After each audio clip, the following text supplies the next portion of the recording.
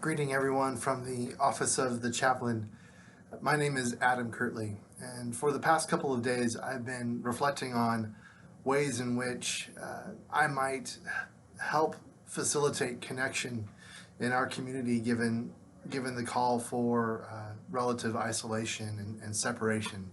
I think the call for connection, I'm sorry, the call for isolation and separation obviously holds merit, and yet I've been thinking about the effect of that separation and isolation on our psyche and our well-being in a number of ways.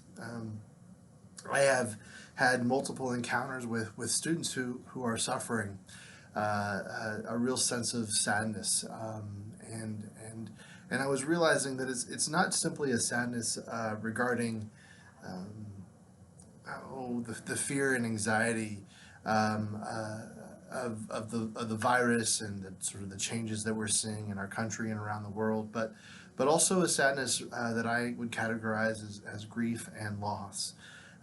We in the academic community are operating on a very sort of specific timeline and schedule.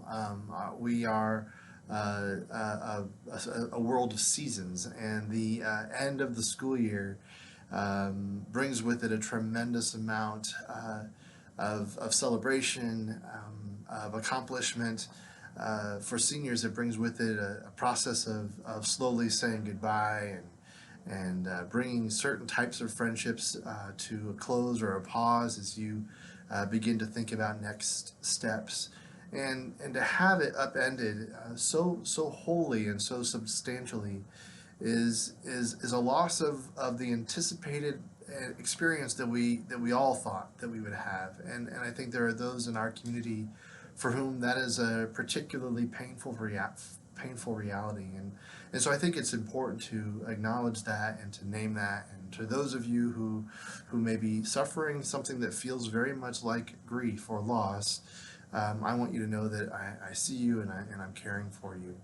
Um, in the coming days, we're still at a point where I'm comfortable, and I think the college is comfortable with having individual meetings. If you would benefit from a chat to sort of talk about what you're thinking and feeling these days, please don't hesitate to reach out to me and make an appointment with me, and we can chat here in my office. And if you're not feeling well, or if it seems safer for everybody involved if we don't meet face to face and in person, I'm willing to look to have a connection with you over a streaming video chat or something like that.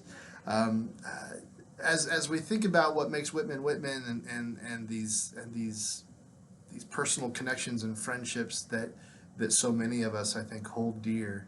I want to end with a poem that has recently surfaced on my radar. It seems to be everywhere I look right now. I think that as we as a collective society are thinking about how we are in community with one another, how we express connection with others, this poem has surfaced. Professor Katrina Roberts sent it out in an email earlier this week, so many of you maybe already saw it, but it's powerful and I think a lovely sentiment. And so I want to share it with you very briefly before I sign off. I'll also say this is the first time I've used technology in this way. I'm not sure that I will do it again. It sort of depends on how this goes, but I just wanted to send a good word before we start the weekend. This is a poem called Small Kindnesses by Danusha Lamaris, if I've pronounced the name correctly. I've been thinking about the way when you walk down a crowded aisle, people pull their legs in to let you by.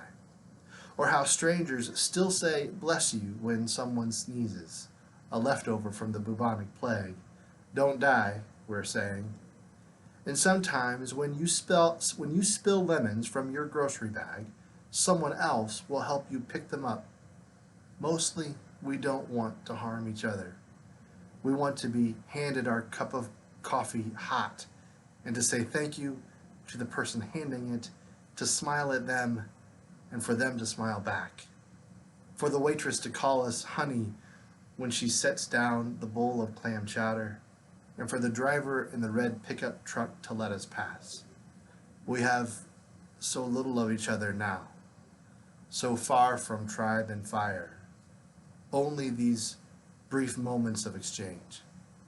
What if they are the true dwelling of the holy, these fleeting temples we make together when we say, "Here, have my seat. Go ahead, you first. I like your hat."